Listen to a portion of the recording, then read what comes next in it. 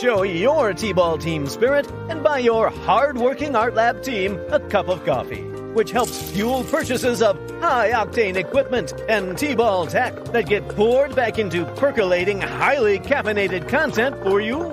Just go to buymeacoffee.com and search Therapy Bites. On this episode of Therapy Bites Art Lab.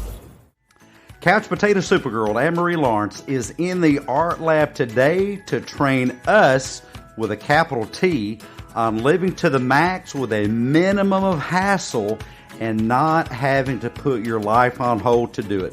Today she's going to take us through questions such as, is a fit body really attainable for everybody? Once you get fit, how can you realistically stay fit? Is fitness more in my genes or in my mind? Number one hack to building unshakable confidence in yourself? Well, that's coming up too. Anne-Marie Lawrence is an ACE certified, that's American Council on Exercise, ACE certified personal trainer. She's a nutrition specialist and a weight loss expert.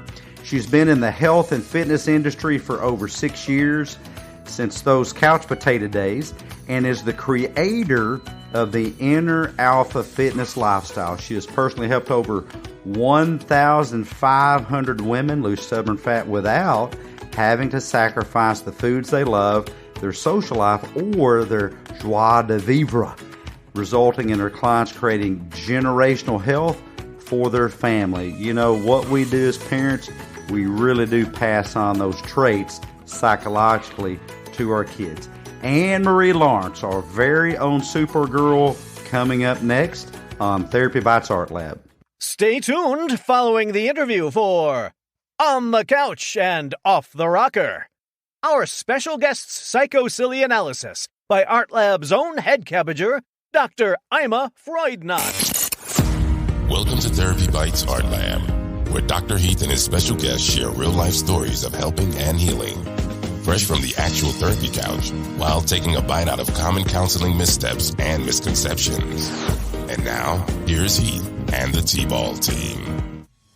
Hey T-Ballers, welcome back to another episode of Therapy Bites Art Lab, and we have in the Art Lab today, it is our pleasure to have fitness trainer, fitness expert extraordinaire, Anne-Marie Lawrence, talking about hidden self, the psychology of self-confidence. And Anne-Marie, thank you so much for taking time out of your busy schedule to be here. Tell us a little bit about yourself and how you got to where you are today. Yes, absolutely. And I'm super excited to be here. So my name is Anne-Marie Lawrence. I am, as he said, a personal trainer. I'm an online coach. I'm a nutrition specialist, weight loss expert, all the things. But I'm also a professional bodybuilder. So I'm an IFBB pro. And it's super, super fun being in the health and fitness industry. I have been into sports my entire life, but now I've kind of shifted my mission and my passion into helping others. And my biggest focus is helping women right now kind of reclaim their health, you know, and find a way to be able to feel sexy and confident in their own skin, lose that stubborn fat, while also being able to eat the foods they love, not have to sacrifice their social life or their happiness to do that and live a sustainable lifestyle. So that's a little bit of a blurb about me. That's awesome, and I want to jump right on a little bit of therapeutic mind reading.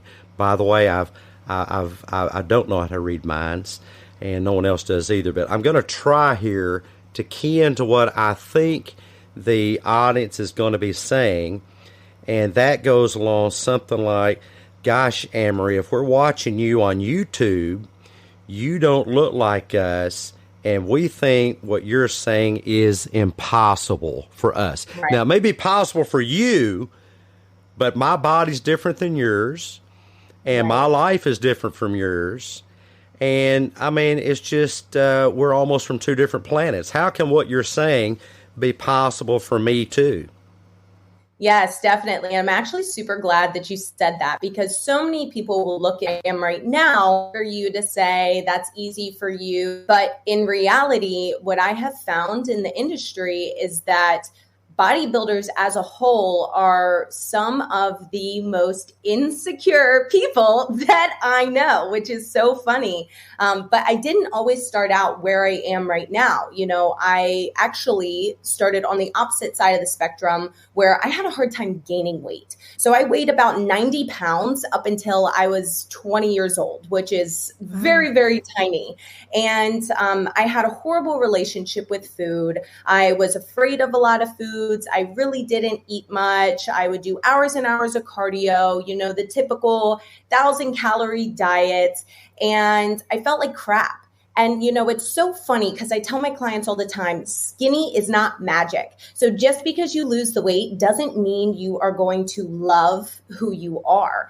And so that's why I try to approach with my clients more of an inside out approach other than an outside in approach. And so kind of looking at where I am now, I wasn't always this confident person. I actually used to be very, very shy.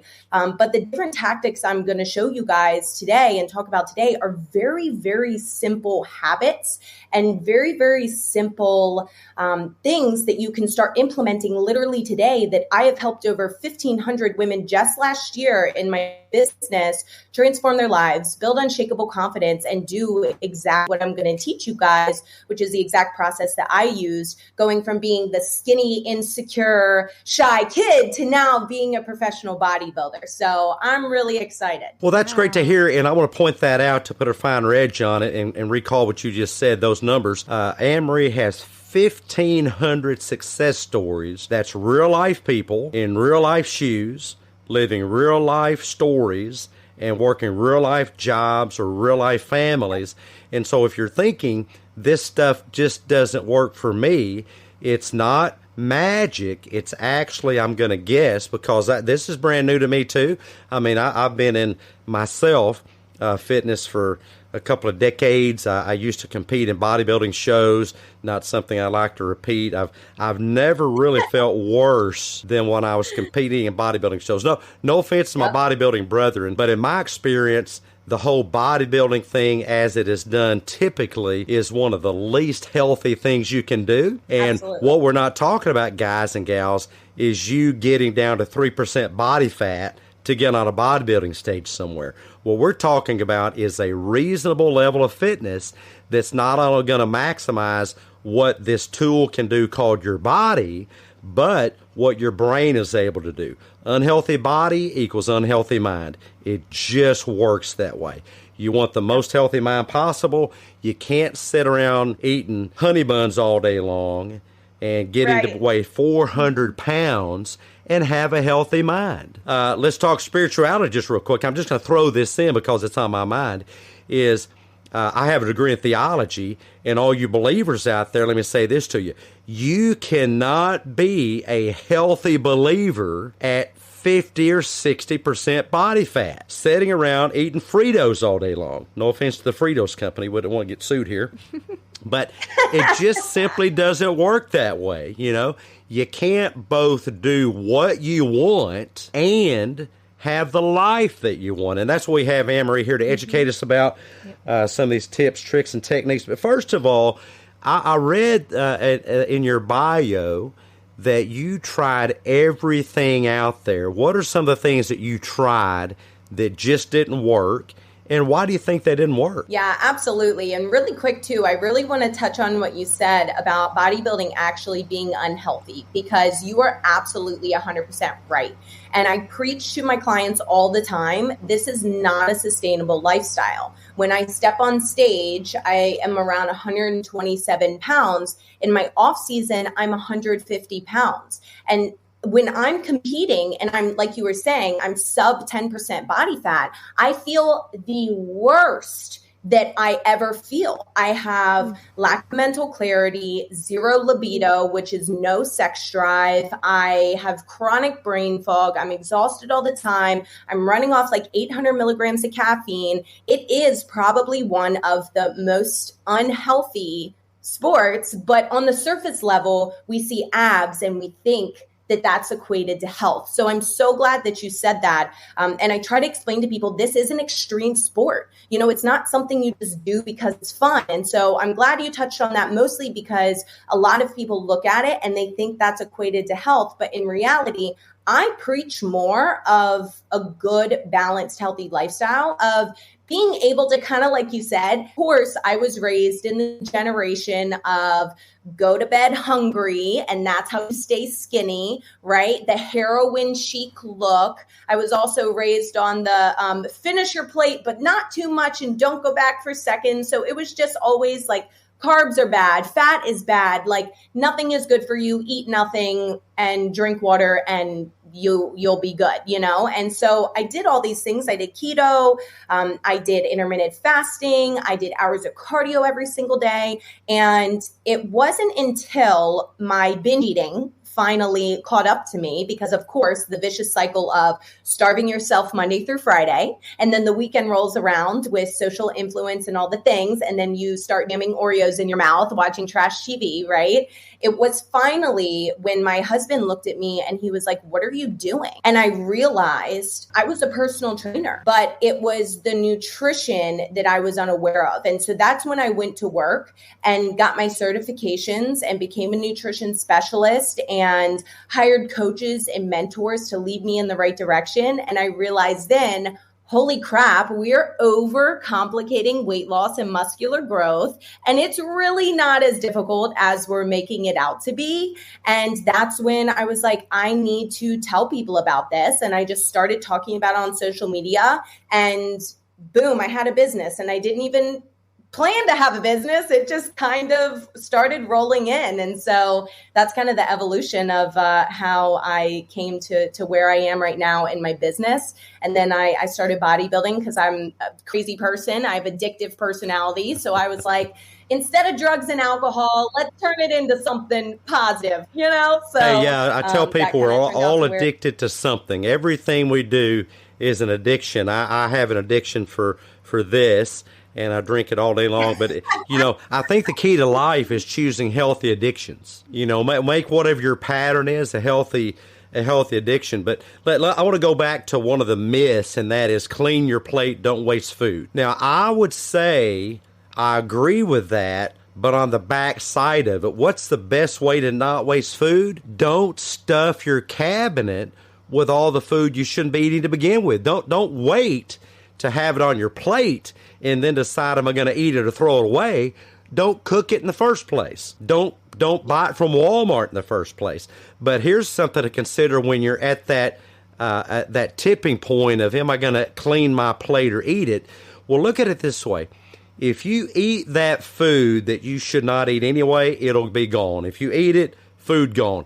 But if you throw it in the garbage, it's gone also. It's not as if you eat it, it gets somehow magically quantum teleported to the hungry people of the world. I mean, it goes around your heart. It goes around your pancreas. I mean, people are worried about fat around their belly button. Listeners, the least dangerous fat on your body is fat around your belly button. The most dangerous fat on your body is fat around your organs, your pancreas and your liver and your kidney. Look at fatty liver disease. The most dangerous fat, you cannot even see it. Yep. That's the fat you want to start getting rid of. But that's a big myth that, yeah, we should just clean our plates, or we're somehow, you know, going to die and all burn in hell or something if we don't clean our plate. I tell you what you're going to do. You're going to die. It's just going to be quicker than you should. And absolutely.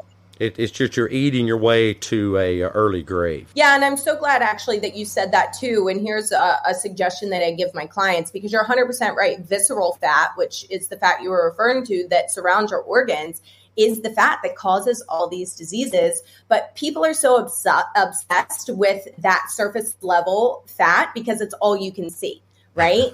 And so when it comes to kind of cleaning your plate, something I tell my clients is start building an intuition around your hunger cues. Eat until you are satisfied.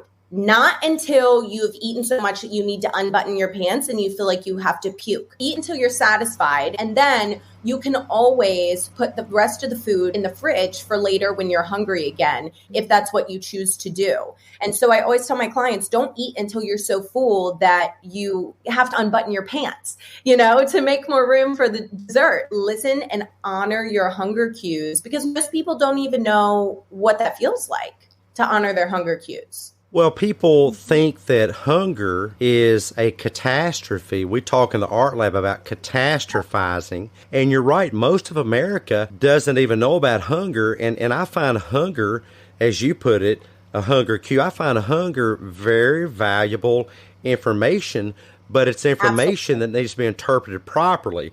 Now, I'm very choosy who I say this to. I don't say this to every patient because believe it or not, listeners, you guys have listened to me for a while, I don't really work at offending people. That's not something I do. But you can take stuff however you want it. It just kind of comes out. But I've had a few patients that I sparingly would say this to, and they would say to me, I'm starving to death. And I would look at them tongue-in-cheek as a bit of a shock jock and say, well, you'd never know it. I mean, I've seen starving people. You just seem to be completely opposite. And most people, they'll use that terminology, I'm starving, and they may have never even seen a photo of a starving person. I have never personally, I was in China and I met some people that were very, very hungry, and that's probably the closest to starving, but they weren't literally starving. But people throw that around, and it's, psychologically, that's, I think, one of the most sabotaging things we can do, because the brain perceives that language as a crisis. In other words, if I'm hungry and I label it as starving, my brain will leverage stress-related hormones to do what?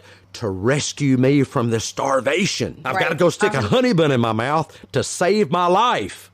Oh, gosh, I almost lost my life yesterday. What happened? Well, I was starving until I found that honey bun. It was the other case of honey buns. But see, my point is, I mean, I'm sure there are people in the States that are starving, as in malnourished, but we don't run into those people. That's, in our field, that's called a cognitive distortion, a sabotaging way of thinking. What are some of the sabotaging ways that you find your clients think? Right, absolutely. And I'm so glad you said that too, because I try to explain to my clients that your problems aren't your problems. It's your perspective on the problem that's actually the problem. Mm-hmm. And so when it comes to hunger itself, I try to explain to them, if you are in a caloric deficit, which in turn is the only way scientifically to lose weight. So whether it is a caloric deficit of Skittles or a caloric deficit of broccoli, you will lose weight as long as you're in a deficit. Now, I'm not telling people to go eat Skittles because like everyone will attack me for telling them to eat nothing but Skittles. But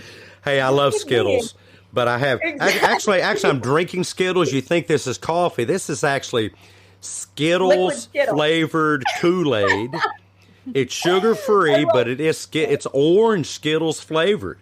Make better choices. But I try to explain to my clients, if you're in a deficit, you inevitably are going to feel a little bit of hunger. And so I try to help them adjust the perspective to understand that hunger is actually a good indication that we're doing exactly what we are supposed to be doing in order to reach that weight loss result. Now, I try to have my clients every single week, they rate their hunger on a scale of 1 to 5. 1 being they're not hungry at all, 5 being they're like ravishingly starving. And I try to keep them within like the 1 to 3 range. And anything above that, I try to get to the bottom of it, because here's the thing too with people is that they like to eat these super calorie dense foods. Like you were saying, honey buns, that's like a 400 calorie little tart that's like this big. You're right on track. It actually is 400 calories.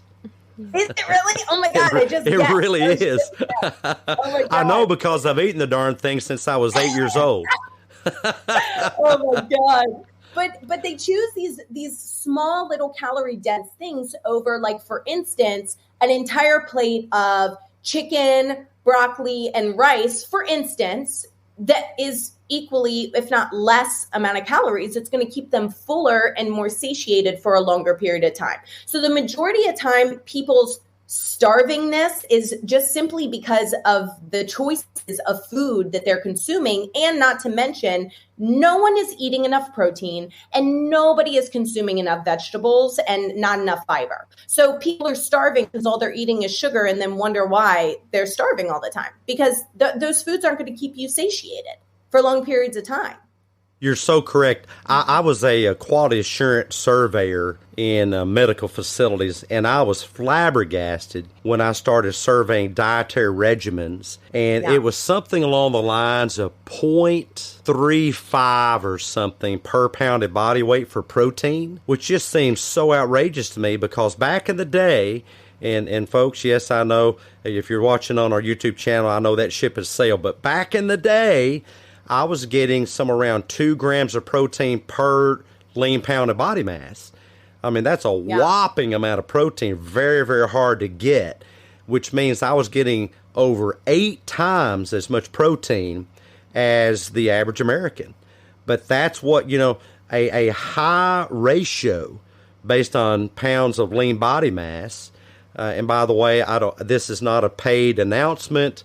I do not have any kind of contract with these people. On Amazon, there are scales. The one I get is Renpho, Renpho. Again, I'm not an affiliate. But that you can step on it, and it gives you a fairly good baseline of some of these numbers that Anne-Marie and I are talking about. Back to the visceral body fat, it will actually give you a number for your visceral body fat. By the way, my son's number is 7. I'm very competitive. I told him a few weeks ago, hey, buddy, I'm coming for you. Mine's at 11, but I'm coming for you. He said, let me get this straight. You're going to compete with a 22-year-old. Abso-freaking-lutely. All day long, man. Pissed at me. You're going to be pissed at me because mine is 0.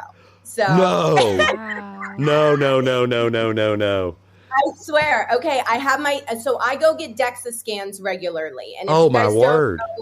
If you don't know what a DEXA scan is, it's a little bit more accurate than the scales that he's talking about. But I go get them regularly just to see that I am actually building the amount of muscle mass that I need to for my next competition. Mm-hmm. And the last time I went in, which is crazy, is I was coming off of an off season. So I wasn't even stage lean, and I still had 0% visceral fat at 18% body fat. So pretty freaking crazy. He's like, that is really crazy, because my total body fat, I think, is nearly 18.5 or 19, way higher than I want. My goal is around 12 to 14, and then things get kind of wonky. Because, by the way, those of you listening, body fat is as important to your body as a kidney. And here's what I mean by that. A large part of your immune system is fueled by your body fat level. If there is some correlation between the lower your body fat goes, the more often you get sick. As a matter of fact, your metabolism is run by a body fat between your shoulder blades called brown body fat. And if there's a type of body fat you could create more of, it is the powerhouse of body fat. It literally burns up calories. But there is a certain point where body fat, as it drops off, especially for women, I think, do you know the number, Anne-Marie, if you get below 10 or 9 or 8 or something? It's below 10. So you want to stay, and so regulation is between 15 and 25 is a super safe place to be for women. Anything above or below that starts to get a little bit dangerous. So in my off season, I stay between 18 and 20%. But then my show prep is when I go sub 10%, which is when it gets really bad. I lose my cycle. My hormones are all over the place. And that's where, too, for women, They need to understand, because everyone's chasing like a six pack, right? But they need to understand that women are supposed to have body fat, that it like literally we are supposed to have it for our hormone regulation. And once you dip below that 15%, that's when it starts to get dangerous and can cause issues in your hormones. Yes, everything with the moderation. And we have two very lovely women in the art studio with us today, Sarah being my co-host. And since we're on that, let's talk about some of the struggles, both physiologically but also psychologically, that women have with body fat. Absolutely. I think that the 90s us. I don't know if I'm allowed to say that, but I think the 90s messed us up a little bit, right? With the heroin chic, the models that are so thin, you can see every single bone that they have, right? We were raised on that being pretty, right? Or being beautiful. And all humans want is to be loved and accepted, or posted up saying, this is what you should look like. And people love me for looking like this. And there's a new saying now. It's called almond moms. There's these moms that are like, oh, I had an almond today, I'm so full. They were raised by almond moms. And now because they were raised by these women who were like, don't eat, don't even look at your plate. Now we wake up as full-grown women who are supposed to have body fat, pinching our stomach, looking at the mirror, pinching our thighs, calling ourselves fat, ugly, and stupid. And this is where, too, talking about confidence, you are whatever you identify yourselves as. Yes. So if you wake up automatically saying, I'm fat, ugly, and stupid, then you're right.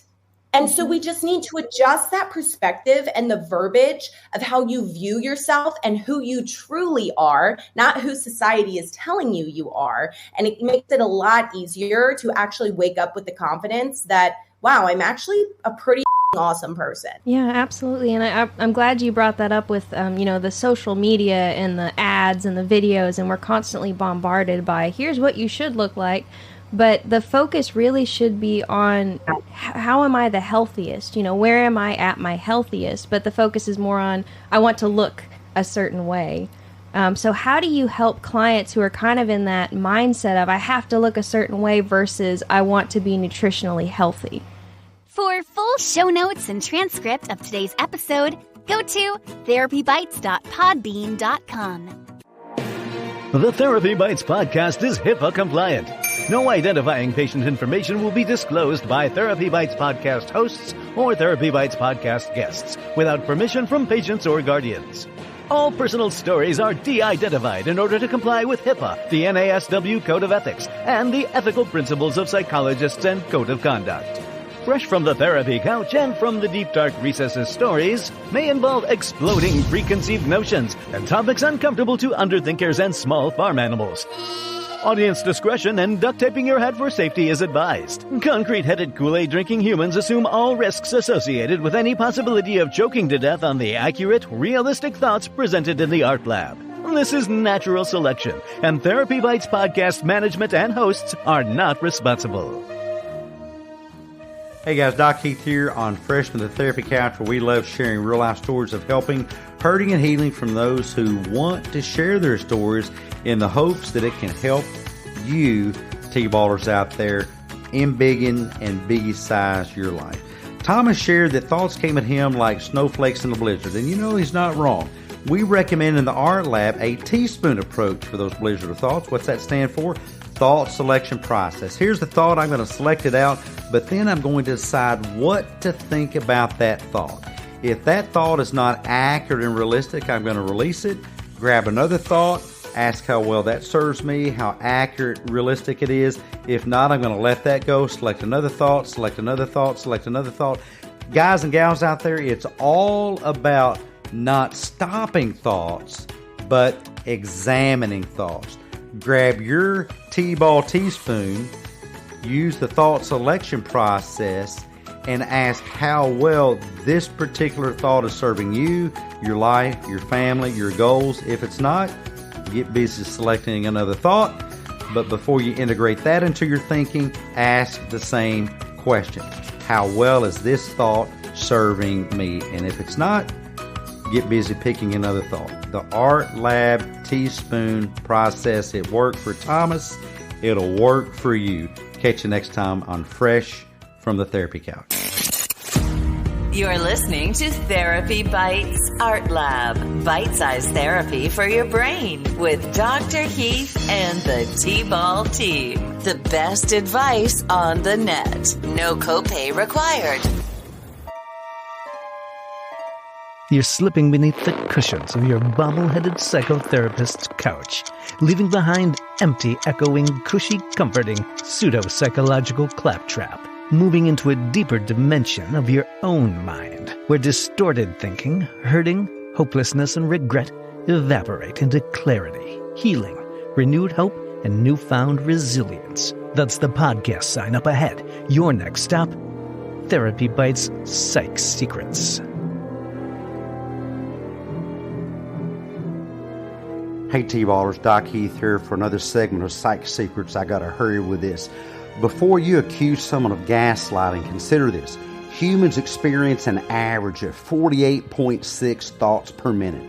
That's 69,983 thoughts per day. If you live 78 years, that's 28,469 days. And even if you're right 97% of the time, meaning only 3% of those thoughts are inaccurate, that's 2,099.48 instances of wrong-headed thinking over your lifetime.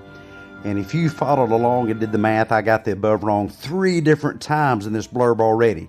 Just proof to show you that we all get things wrong. Don't let Kool-Aid drinking, pseudo-psychological, social media gaslighting, labeling, claptrap sabotage your relationships. Psychologically, it's just bad math. Doc Heath out. Once again, Doc Heath rips the cushions from the couch, dishes the dirt, lets the cat out of the bag, uncorks the bottle, letting the genie escape, and blows the lid off of another of the universe's psych secrets. Live the art life. Become a TBAL Teammate Inner Circle supporter on Patreon at patreon.com/therapybites. Here's Heath and the T-Ball Team. I don't know. Well, I'm really curious about how you struggle with your own issues of self-confidence back in the day.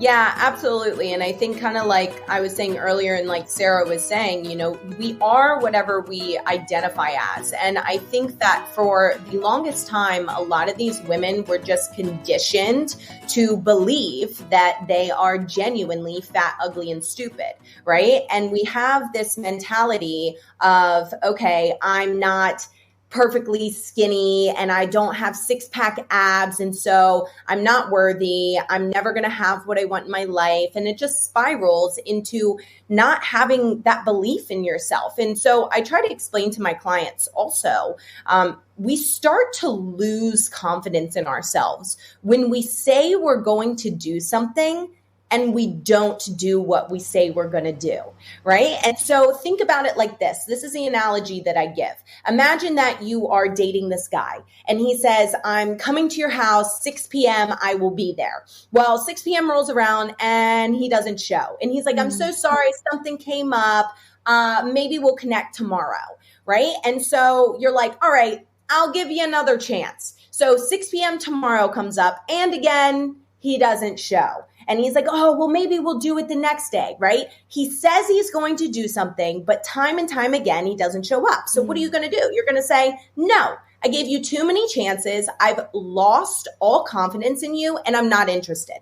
That is what you're doing to yourself every single time you say, I'm going to go to the gym. I'm going to start eating healthy. I'm going to start taking care of myself. And then once again, you don't do it. And so we lose this confidence that we can even achieve the things that we want in our lives. And so I try to explain to people that there's 3 reasons why they believe what they believe today. It's either something that was taught to you. So your mother taught you how to act and react, how to treat your body, what confidence looked like based on the way she treated her body and the confidence she had in herself.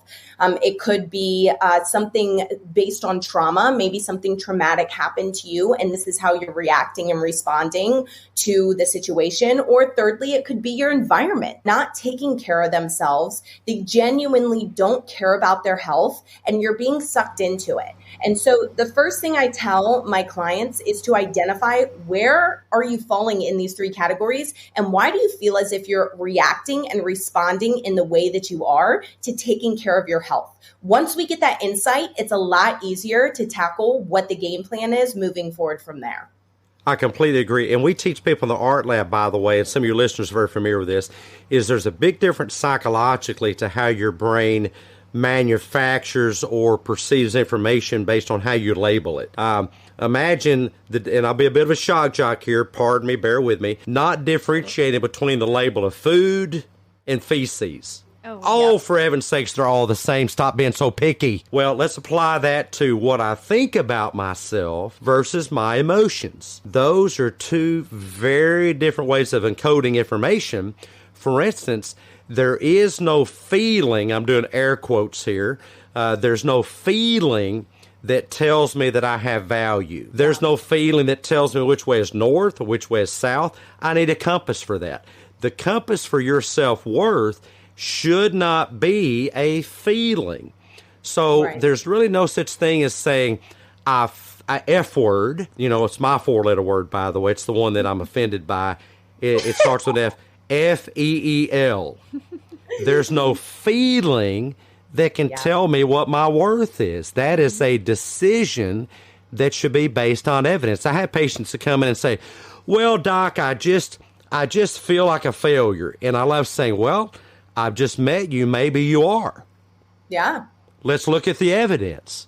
Oh, I just feel like I'm so ugly. Well, I don't know. I just met you. Let me look at you a while, and maybe you're ugly.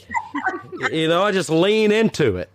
Well, my point is to get their attention because there's no feeling that equals ugly.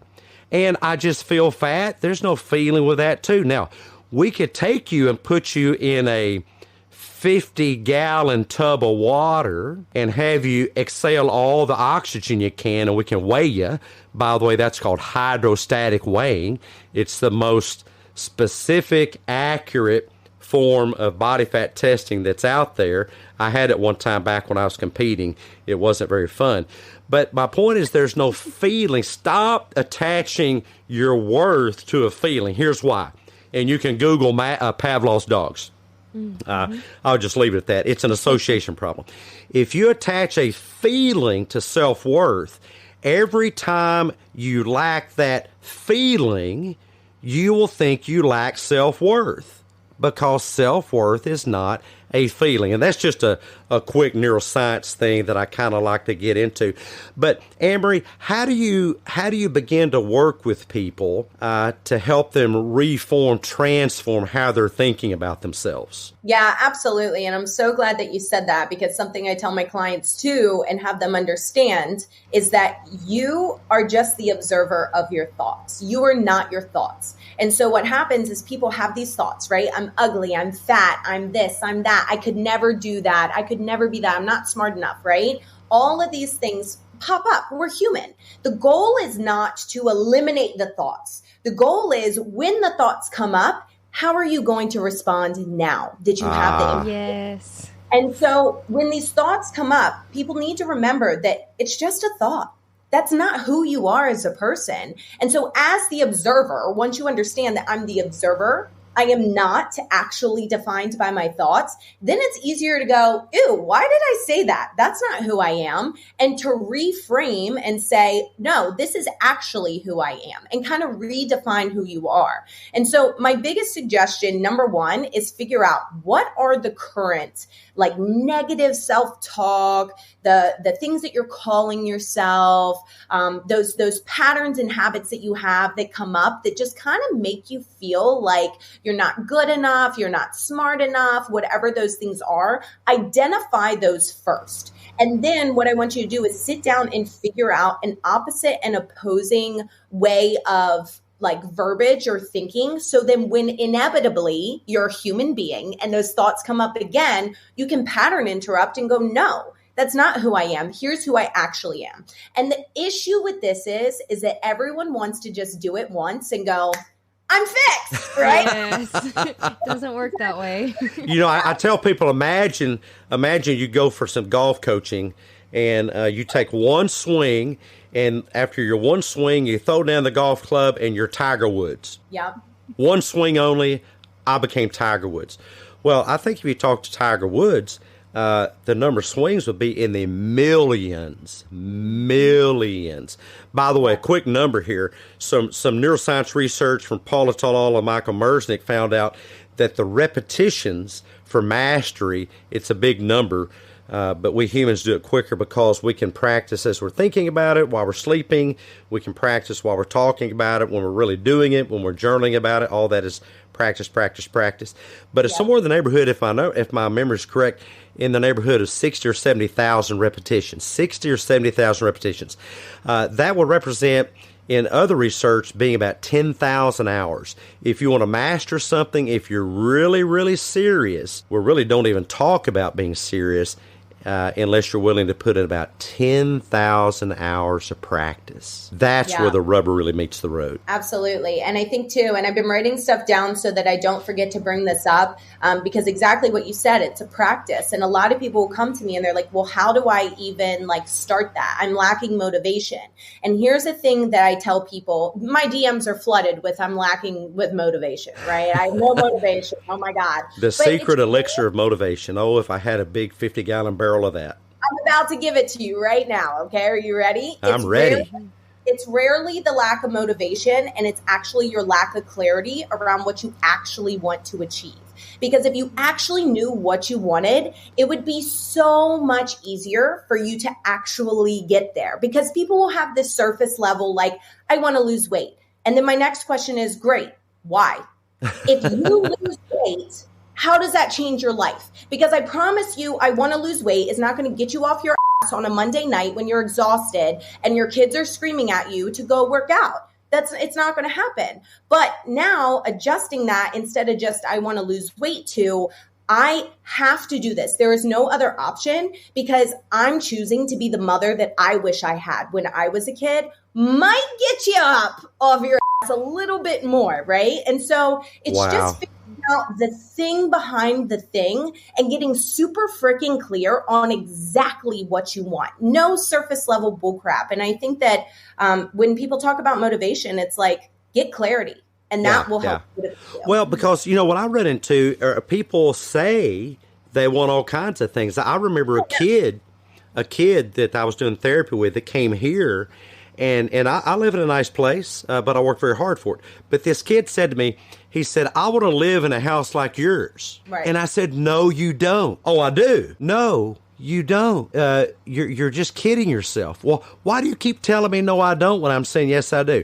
I'm telling you no, you don't, because you just told me that you blew off a math test. That's the opposite of wanting to have what I have, because that math test is a big stepping stone. And then there's going to be another English test, and there's going to be an essay, and there's going to be an assignment after that. See, all those are just stepping stones. And so people will say, I want to get in shape, I want to lose weight, but they really don't. And my point is, because they want other things more. Yeah. They want the case of honey buns more.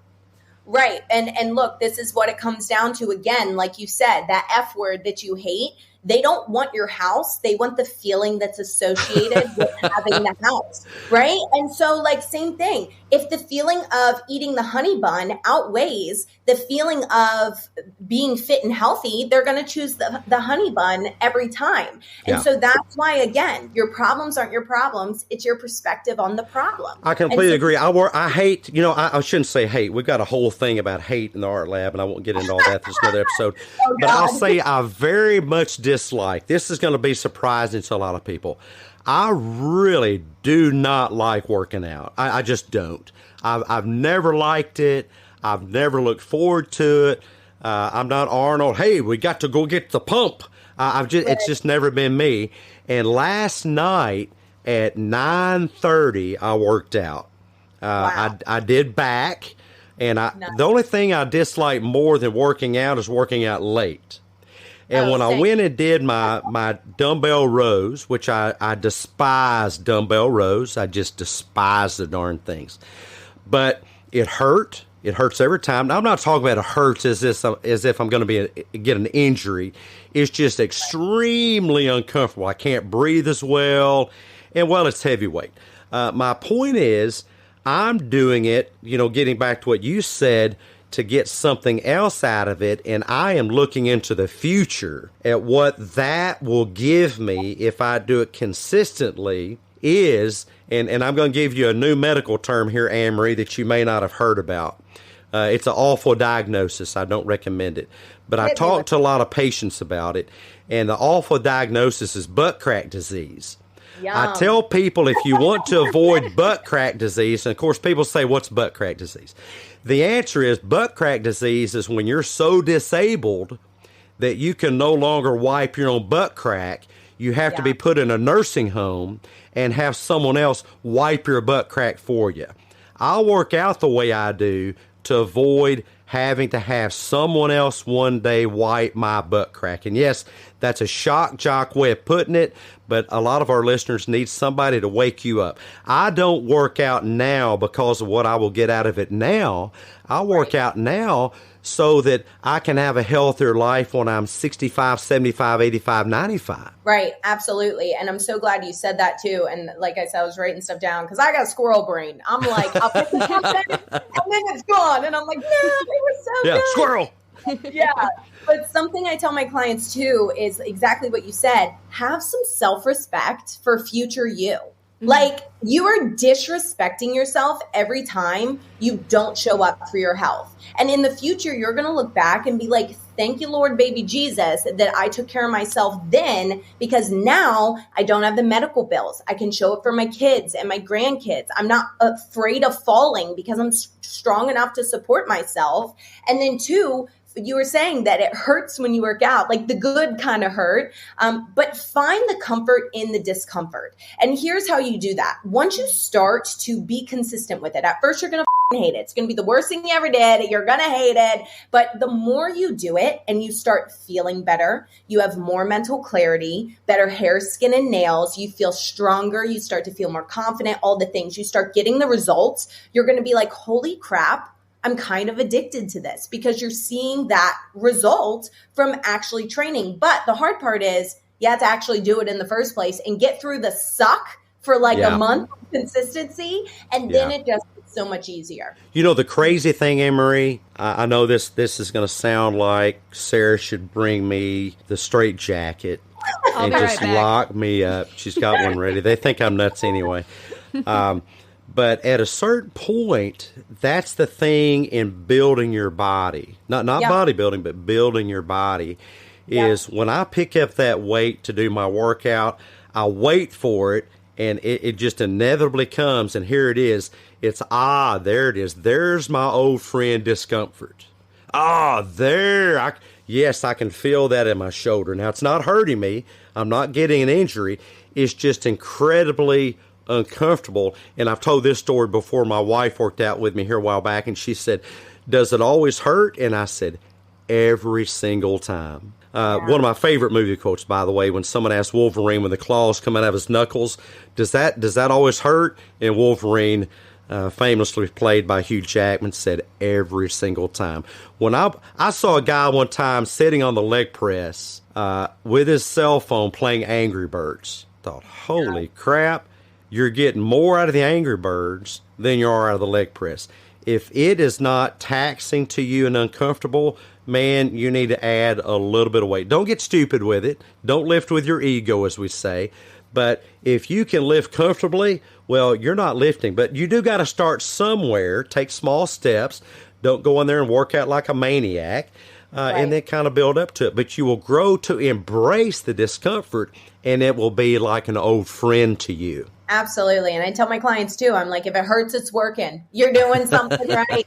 Keep going. Because a lot of people will quit once it gets uncomfortable. But that's with everything. People quit in business because things get hard. People quit with workouts because they're tired. Boo frickin' who, right? I was relationships. People quit relationships because they're uncomfortable. Mm-hmm. Yeah, exactly. And in reality, if we just shift that perspective of like, look, it's hard right now, but it's not going to be hard forever. You could do anything for 1 minute. You can literally do anything for 1 minute. You can do hard things. It's literally your mind that is convincing you that you can't. Mm-hmm. I actually, in terms of business, really quick too, not to get on business as much, but I was just talking on my Instagram story about this a little bit. And there was a time in my business back in 2017 when I first started, which you know is the hardest. And I started hiring people, and I paid people on Mondays, and it was Sunday night, and I had 42 cents in my bank account. And I was like, how am I going to pay these people? I don't know what I'm going to do. And of course, as a human, we talked about this. In my brain, I go, it would be so much easier to just have a stable job where I'm making a stable income. It's so much less stressful. But then I had to pattern interrupt and go, no, sit in your pity party for 2 seconds. But now let's focus on the solution. What can we do about this? And I maxed out my credit cards, charged my own credit card to my business so I could get cash flow to pay my employees. And then after that, after I found a short-term solution, I sat down and said, how can I prevent this from ever happening again? And so that's just a for instance of, I mean, now thank God I'm not worried about money, but that's just a for instance of when things get stressful, when things get really difficult to the point where you want to quit and you'd rather do anything else but deal with the stressful situation, there is always a solution, but it's normally clouded by the stress, by the pity party. And so instead of sitting in the problem, I really challenge you guys, next time you have a problem or you're going through a hard time, try to pattern interrupt and sit in the solution. And you get such a quicker, feeling of like, oh my God, I feel so much better than if you just sat in your pity party for like a month. Yeah, right? I love that. You time limited your pity party. I'm going to give myself 2 minutes, and then I'm going to pattern interrupt, do something different. And listeners, here's what I'd recommend: 2 things. Take a breath and take a step. Yep. Take a breath and then take a step. What do I do after that? Don't worry about what to do after that. Take a breath and take a step. Anne Marie, you let's look here. You are ACE certified, Academy of Exercise Science. That's right. Okay. Yep. And so it's just a personal training certification, and I also have my nutrition specialist certification through them. And I'm also now starting to work on my certification for pre and postnatal so that I can work with mamas. So I'm really excited about that too. That's awesome. Congratulations. And just real quickly, tell us about Inner Alpha Fitness, the Inner Alpha Fitness lifestyle. Mm-hmm. Yes. So I am the owner and founder of Inner Alpha Fitness. I started it back in 2015. So I got in the online health and fitness thing a little earlier than a lot of people right now. But I started back in 2015. I was an in-person personal trainer for a long time, and it just started to feel gross. I worked for Gold's Gym, and they could sue me if they want to, but I worked for Gold's Gym for a long time. And they were telling me, train these people, but don't help them with nutrition because we know that they're going to keep coming back. And I just felt gross. And I was like, I can't do this. And so I quit working with them. And that's when I was inspired to start my own company, because that was around the same time when I was getting all these certifications. I knew what to do. I just had to kind of give it to the world. And so I started doing that, and everything flowed from there. Now, everything wasn't perfect. Obviously, I told you guys that story when things were rocky and things were rough. But I am super, super grateful for our girls today. We have enrolled currently enrolled as of right now today, 550 active clients on our roster. And I have a ton of incredible coaches that help me along the way, because I am one human being. So I definitely need help. But it's been an awesome journey. And it all started actually with my sister. My sister was my first client. She came to me, she was around 350 pounds, and now she's weighing around 190 and living a super healthy lifestyle. Wow. And that really inspired me to, help people who are struggling, because no, I never knew what it felt like to be overweight, but I knew what it felt like to watch somebody that I loved so much live like that. And it was miserable. She couldn't go to work. She couldn't do daily tasks. And she hated what she saw. She hated herself. It caused her to be so depressed. And so just exactly like you said, just switching her habits and adjusting her perspective, not only did her physical health improve, but also her mental health improved. So that's why it's super important to me to keep spreading this message also. Well, and a question I'd like to recommend that we all ask ourselves, and I ask myself this every day, with every bite I take, with every food choice I make, with every workout I have or don't have, I'm always asking myself, how well is this choice serving you in your life and your family? And that really does it for me. I mean, if your food choices that have gotten you to 350 pounds are serving you well, then hey, whatever, God bless you. Go forth and do good with that. But if your choices, if your thinking that leads to those choices are not serving you well, not serving your family well, then I would recommend choosing some thoughts that serve you well. And we didn't even get on to generational health, but I love reading that in your bio, Anne-Marie, because we talked about folks drinking and kids being raised around drinking and people being raised around drugs and people being raised in abusive households.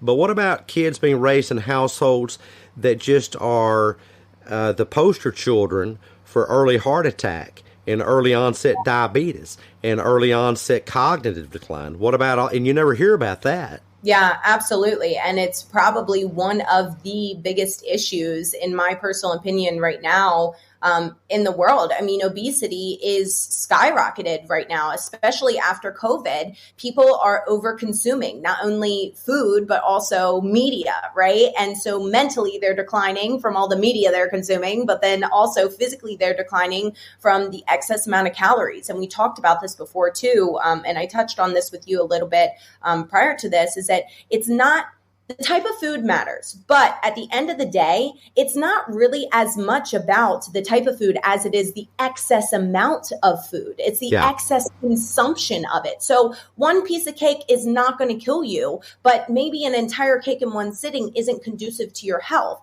But exactly like you said, here's what I tell everybody. I'm like, you do whatever you want.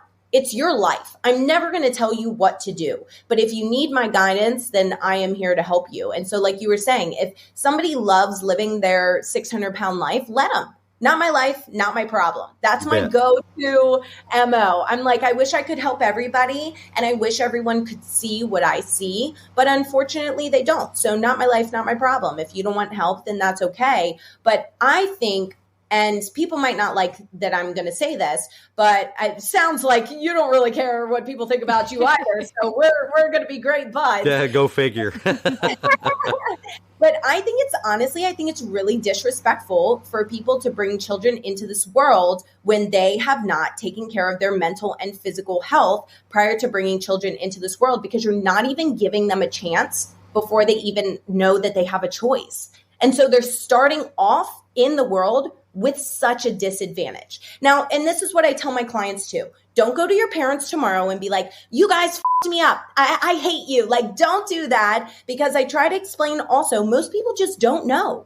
They're just doing the best they can with the knowledge that they have. But if you have the knowledge and you know what you're supposed to be doing, be respectful to your future self and to your kids. Because at the end of the day, your kids are not listening to you. They're observing you. They're literally a copy and paste of your patterns and habits. And if you don't like your current patterns and habits, then you might want to make a change, because your kids are going to literally end up exactly how you are right now if you don't make that change. You took the words right out of my mouth. I so very much appreciate that. Thank you for coming on the show. We have one more segment that's really quick that we're going to spring on Anne-Marie. We didn't tell her we're going to do this, as we usually don't tell people. So it'll be a surprise, but this is Therapy Bites Art Lab. And we're going to get Freudian just for a moment before we let Anne-Marie finish the streaming today. And I'm going to go deep under the dark recesses of the therapy couch right here and pull out a question. And then Anne-Marie can answer that. Oh, it really is random. I love that. All right, here we go. All right. Okay, Anne-Marie, here we go. If you had an envelope that contained the date of your death, would you open that envelope? No. Why not? I would not open my envelope. And the biggest reason why, and I know that you talked a little bit about like your spiritual self. I am very much so the person that will find the greatness in like the most chaotic, horrible situation. And I know in the bottom of my absolute heart, even when bad things are happening, God is always working in my favor, especially when I don't get what I want. So take me when I'm ready. Ready to take me. And until then, I'm going to live my life every single day like it's my literal last day on earth. Wow, that's incredible. Awesome. Cue the applause. Cue the applause. Okay. You listeners, we'd like to hear your answer to that question. Also, you can post that in the comments on the YouTube channel as well as on the your choice of podcast players, and we'd love to hear from you. Anne-Marie, thank you so much for being here. It has been a blast, and we wish you all the best in your work. Thanks for joining, everybody. We will catch you next time. Bye. See you guys. Bye-bye. Welcome to On the Couch and Off Our Rocker with Dr. Ima Freudnot, where we review our special guest Therapy Bites Art Lab episode, Psychomolarchy Scale Assessment Results. That's PMS for short. IFBB Pro, Ms. Anne-Marie Lawrence's PMS performance places her below the first percentile on the PMS's UFAS, Unhealthy Fat Accumulation Scale. This indicates a mentality of mastering a metabolism made much like a flaming furnace of fat-burning conflagration. This suggests Coach Lawrence's cortical crevices have a remarkable resistance toward couch potatoosis. Overall, Ms. Anne-Marie Lawrence's PMS's psychosilimetric assessment results present a picture of an individual predisposed to a proclivity of pumping you up and a penchant for parting you from your pastries, but who truncates this tempestuous teacheritis with her own remarkably regular resistance training. This supersetting soul likely has a pronounced nitrogen-filled prognosis of pumpitosis in the foreseeable future until type 2 fast-twitch features of her psyche have been psychomologically analyzed and exercised. It is my celebrious cogitation that Coach Anne-Marie Lawrence be prescribed a QAM 125 milligram dose of double biceptolene and a weekly 450 milligram dose of legpressitol to continue her constant course of deterrence from deleterious dietetic discourses. Dr. Ima Freudnot, Chief Shrinkstigator, Therapy Bites Art Lab. Grab some of this episode's guest merchandise, specially designed to help keep this episode's message top of mind in your life. Don't forget friends and family members who could use an Art Lab mental boost too. Just go to therapybites.myshopify.com. Hey, T-Ballers. Thanks so much for being with us today. If we brought value to your day, show us some love by leaving your positive feedback and inviting some friends to listen in and join the T-Ball Team. Next time on Therapy Bites Art Lab. Hey, T-Ballers, are you still trying to find yourself out there? I know, I see you, you are. Do you sometimes wonder how to discover who you really are from the inside out, or how people see you from the outside in, how to be yourself, stay true to yourself? Has it ever occurred to you that as an individual, you can and do have a brand just like a major corporation?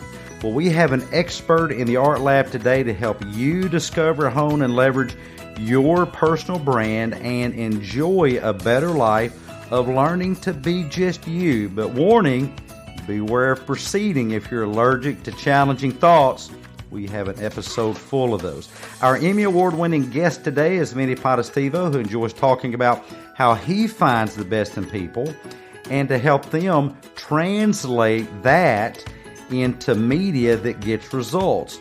He shares ways of getting discovered and being more discoverable. He loves helping executives and founders create brands that are highly revered and respected with use of media, and he shares how to build traditional and non-traditional celebrity brands. Imagine that.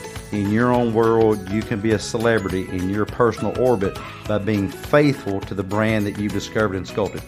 Vinnie has hundreds of television shows and celebrity experiences that helps position him for helping you to find your brand and fine-tune the best parts of you. T-ballers, buckle in for some success tips and surprising quips from our very own branding boss, Vinnie Potestivo, and an episode we call Discovering and Living Your Personal Brand, the Everyday Psychology of Self, coming up next in Therapy Bites Art Lab. Government legal gobbledygook. Therapy Bites is not intended as a diagnostic or as an alternative to professional clinical treatment. Resources and advice are for information and entertainment purposes only. Brought to you by someone saying things you don't like? Tape that nagging loudmouth shut. Government-approved speech tape. Gas tape. Now available at your local hardware store. Therapy Bites Art Lab is not an approved, endorsed, authorized, butt-kissing affiliate of the United States Special Offense Assessment Police. SOAP for short. Warning. Consumption of Therapy Bites Art Lab content by Kool-Aid drinking, stinking, thinking, social media, pseudo-psychological pushing, wacky woke, anti-free speech, mumbo-jumbo advocates may cause spontaneous internal skull combustion, stomach discomfort, and or laxative effects. Allergy warning. Therapy Bites is manufactured in a facility that challenges nutty distortions, processes nuggets of accurate, realistic thinking, and life-affirming beliefs. This is the audio version of the legal fine print. Why are you still listening to this when you can catch the next great episode of Therapy Bites Art Lab with a good friend or family member? Really? Are you still there? This is getting silly. Move on to the next psychologically thrilling episode of the best advice on the net. No copay required. Me eat copay. Yeah, with Dr. Heath and the TBAL team. Go ahead, don't be podgoraphobic. Scoot, scoot, scoot. On to the next episode.